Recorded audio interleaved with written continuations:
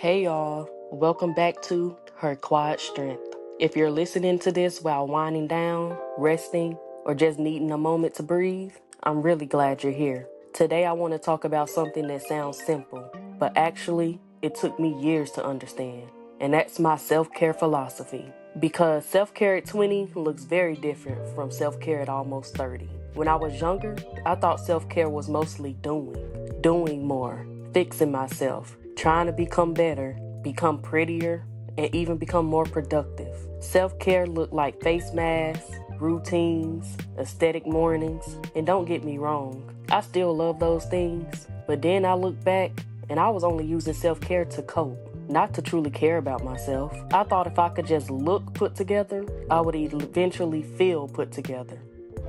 And honestly, I was tired, emotionally, mentally, always pushing and then surviving. The shift happened when life stopped giving me the option to ignore myself. Marriage, motherhood, long distance, growth, and responsibilities. I realized I didn't need more routines. I needed to be more honest with myself.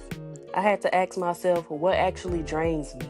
What am I trying to force? What am I holding on to out of a habit instead of out of love? Self-care became less about adding things and more about removing things that hurt my peace. Now, self-care for me is gentle, it's quiet, intentional. It looks like resting without feeling guilty, saying no without over-explaining myself, protecting my emotional energy, choosing softness without losing boundaries. Self-care is listening to my body when it's tired, listening to my heart when it's heavy, and listening to my intuition when something doesn't feel right, even if I can't explain why. It's not about perfection anymore. It's about alignment. I had to unlearn the idea that self-care needs to be visible. Some of my most powerful self-care moments don't look cute at all. They look like logging off, crying and letting it pass, choosing silence over reacting, and letting go of who I used to be. Growing up taught me that peace is more valuable than being understood by everyone.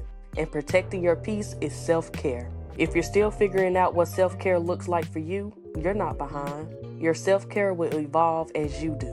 What worked for you might not work tomorrow, and that doesn't mean you're failing. It means you're growing. Give yourself permission to redefine what care looks like in this season. My mama always said, if it interrupts her peace, it gots to go. Thank you for sitting with me in this quiet moment. If this episode touched you, take a deep breath before moving on with your day or night. You don't need to earn rest. You don't need to justify softness. You are allowed to care for yourself gently. Until next time, protect your peace, move with intention, and remember, your quiet strength is enough. Love y'all. Bye.